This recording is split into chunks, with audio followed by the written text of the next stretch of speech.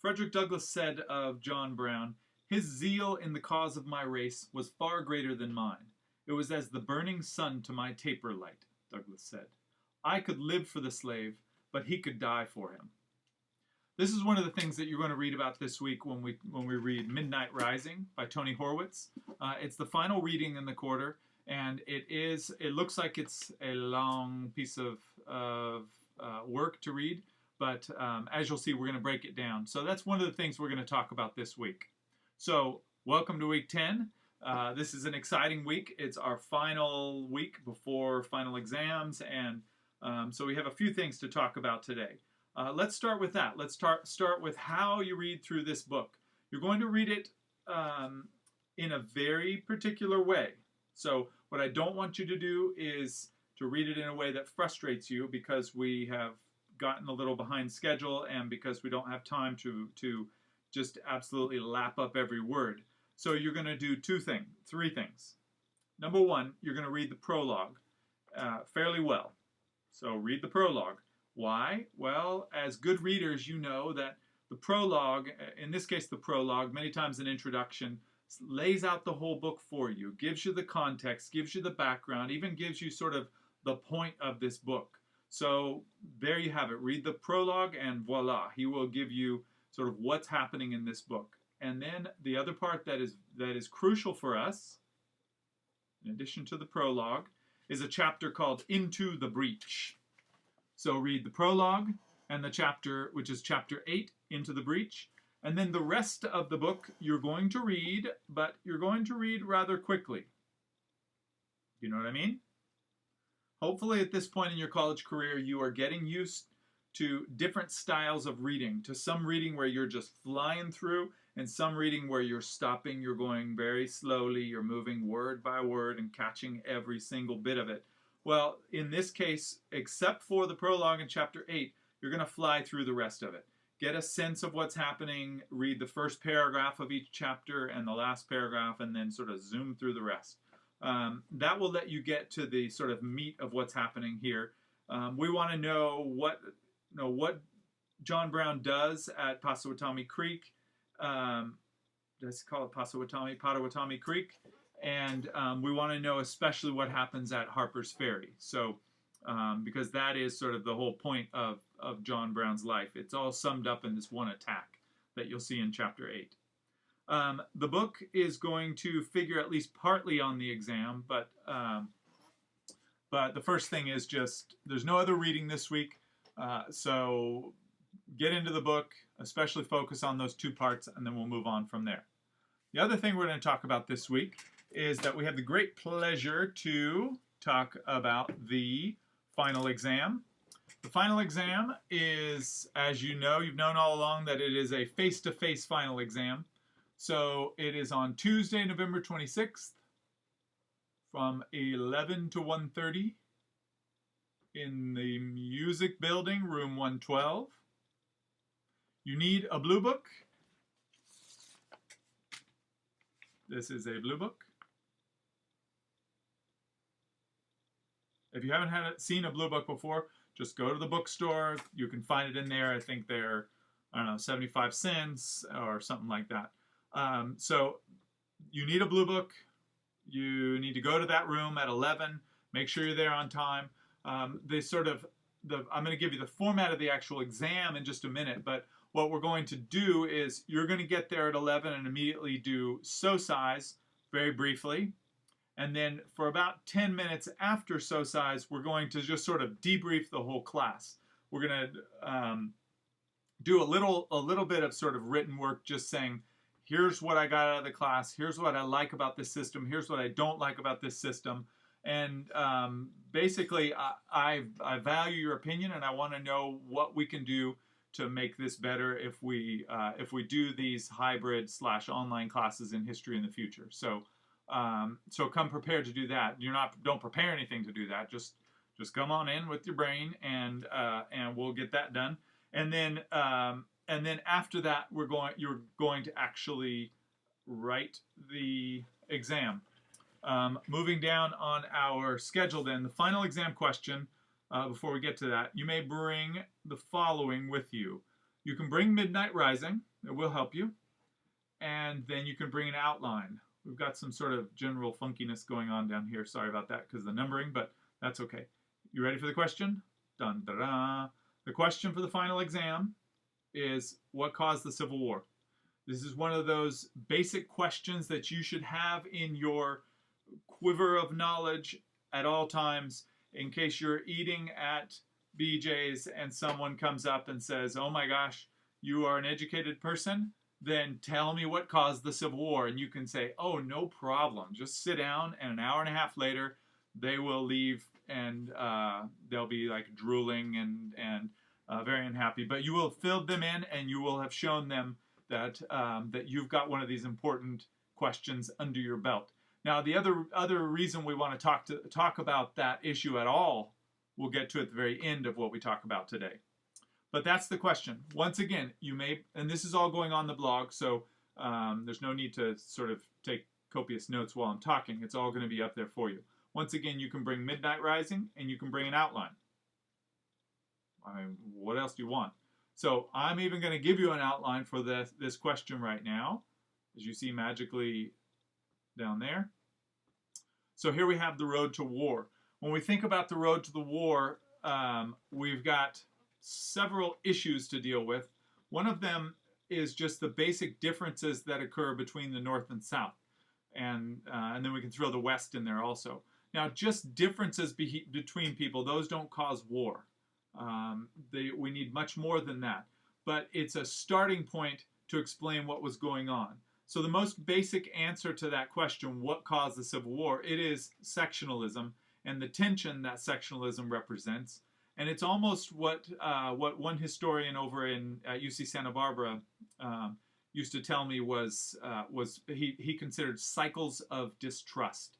That the North and South so hated each other. They felt the other side was so entirely different that no matter what the other side did, your side was against it.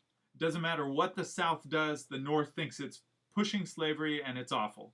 Doesn't matter what the North does, the South thinks it's pushing to kill slavery and that it's awful. In both cases, they're wrong, usually. In both cases, the hatred that both sides have for each other is based on perception as much more than it is on sort of concrete reality. But as you know, perception causes history. Perception causes you to do things all the time. So that's an important thing. I am going to kind of scoot through this stuff, so don't. Hopefully, you don't feel like I don't know what I hope you feel like at all. But anyway, we are going to scoot through it. So there's some big differences between the West and the North and the South. And I've shown you some of these numbers before, so I'm not even going to stop on them. But I will say, once we get down to 1846, we get to the Wilmot Proviso, and then we can ask the very simple question: do the differences matter? There are major differences between California and Utah, and California and Maine, and California and Missouri, but it doesn't mean we're going to war with them. So how do these differences between the sections matter? We can see this with this very simple little policy called the Wilmot Proviso. Wilmot was a young congressman from Pennsylvania, and he thought that it would be a good idea to enter an amendment onto a bill that said any territory that we got out in the West, that we got from the war with Mexico, we would go ahead and outlaw slavery in that territory. Now, we don't want to misunderstand what Wilmot was doing. He was not at all an abolitionist. In fact, what he wanted was to sort of reserve the West for white people. So, lest we think, yay, he's against the extension of slavery, therefore he must be for a sort of, social equality. Well, we don't want to quite go that far. He was against the extension of slavery, but it was so that he could sort of reserve the West for white folk. So the problem is, in the South, they didn't hear that. What they heard is he's trying to limit slavery. So when you try to limit slavery, what happens? By that point, by 1846, what happens is there's such fighting in Congress that Congress basically shuts down. that seems funny to even say it now. That because we live in an age where Congress is shutting down over the stupidest of things and the smallest of differences between these two silly parties. But anyway, regardless, he makes this suggestion for this bill, this Wilmot Proviso, and all craziness breaks loose. There is such fighting in the newspapers that basically it eventually does just close Congress. They can't even function anymore because it's such a serious problem. The Compromise of 1850 is sort of what follows, and it is a compromise in one way, but in another way it's a terrible compromise, and it increases even more the sectionalism of their world. I feel bad that we're going to scooch right past it, but it is on the blog, so don't blame me for going too fast. Okay, blame me. That's fine. So the Compromise of 1850 happens in 1850, and it brings California into the Union as a free state and sort of shakes up this balance. The North and South are now constantly looking to have more power, both of them. The sectionalism is increased only ever more after the Kansas-Nebraska Act in 1854, and how that leads this man, this kind of scary-looking but great in one way man, to the fields of Kansas to start a war, basically. He was so convinced of the evils of slavery, was John Brown, that he took several of his sons with him, went out to Kansas, and with the sole purpose of winning Kansas as a free state and killing slave owners. And he was successful in one of those things, and you'll see which later. So there we have Bleeding Kansas and John Brown. And this is what makes the recent trouble in Congress seem silly by comparison. Thankfully, we did not get to this point. But the problems in Kansas are so severe that a congressman is actually beaten on the floor of Congress. A senator named Sumner is beaten. He makes an anti-slavery speech, a long speech on the Senate floor, attacks the character of another senator, a man named Butler. And Butler's nephew named Brooks comes in on another day and beats him over the head, basically puts him into a coma. So the tension is not just tension. The differences between North and South they're not just simple differences. These are major problems that are now probably by that point impossible to solve. So the great talent or sort of innate skill of the United States to find these beautiful compromises, that failed at the time of the Constitution. We failed to get rid of slavery, and so that the problem festered, and the result was the Civil War. So we have the caning of Sumner, which you can read about. We have Southerners responding, saying it's a good thing. We have the Dred Scott decision, which you should also look into a little bit, where the Supreme Court very clearly says now that it is on the side of the slave owner, and that Dred Scott, as a black man, can't even bring federal suit, is what the Supreme Court will say. And by the end of it, we have Lincoln coming into power. When Lincoln is elected in 1860, Lincoln's elected in 1860, and basically this is such an affront to Southerners. They think that Lincoln is this abolitionist, and they're absolutely wrong. They won't even believe his own words when he tells them that he's for the Union. He's for keeping the Union together.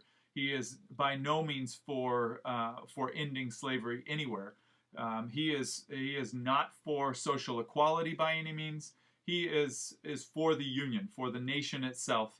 But the Southerners don't hear that. What they perceive is that basically an abolitionist is now in the White House, and in fact, when they talk about the Republicans, they say Lincoln's party, the Republicans, they say it is the Black Republican Party. That's how much they misunderstand Lincoln and his cause as a Republican at that time. So Lincoln comes into office. He gives his inaugural address after, I think, 7 states had already seceded, had already written articles of secession and taken themselves out of the Union. But he is inaugurated in 1861. And at the end of his inauguration, he says these words. He says, "I am loath to close." We are not, that word loathe is great. We got to start using loathe. I hate to close. I am loath to close. We are not enemies, but friends. We must not be enemies. Though passion may have strained it, must not break our bonds of affection. The mystic cords of memory, stretching from every battlefield and patriot grave to every living heart and hearthstone all over this broad land, will yet swell the chorus of the Union, when again touched, as surely they will be, by the better angels of our nature. Fort Sumter, the first official battle of the Civil War, would occur only a month after this.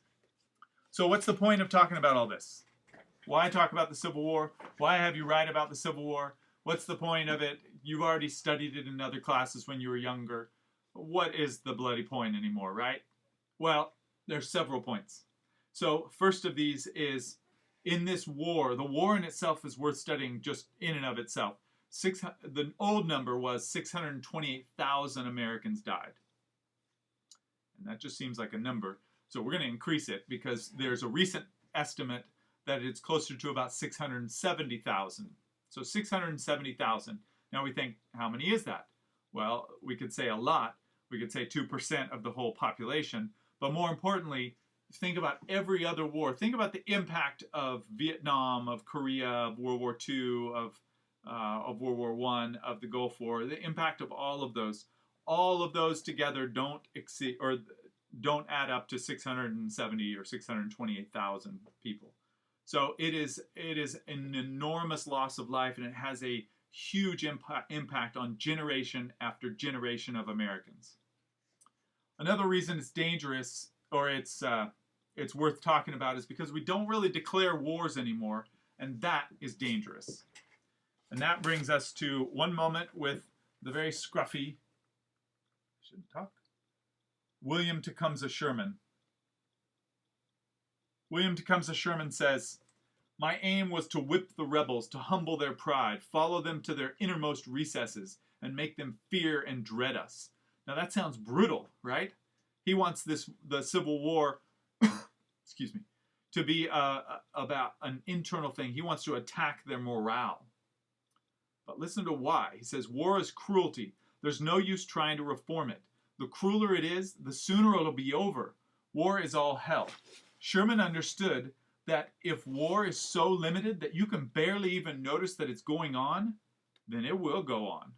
It'll go on forever.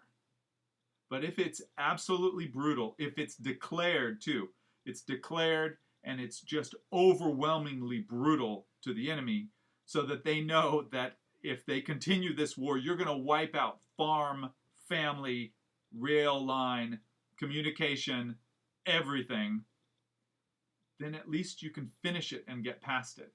And the problem is that we don't tend to do that anymore. We don't declare wars. We don't make them all hell. We sort of make them as limited as possible, and that allows us to keep them just going on forever. And that is that's dangerous. So it's a strange argument, but I think you're with me. So here we have week 10. This information will be up on the blog. You have your Midnight Rising reading, and you have this video, and a couple of other readings, or a couple of other history videos that will sort of set up this question for you. What caused the Civil War? And then why does it matter? If you think about these causes of civil war, they're the same things that cause war today. They're the same ways that we get in war all the time. They are human frailty played out by people in power. And so it's something that we should be wary of, and will be aware of, and then be wary of it, because so much blood is going to flow in this war. So many souls are going to be taken as a result of the thousands and thousands of nameless battles of this war. So I leave you for the week. I tell you, go forth, get ready for our final exam, and enjoy that reading. Adios.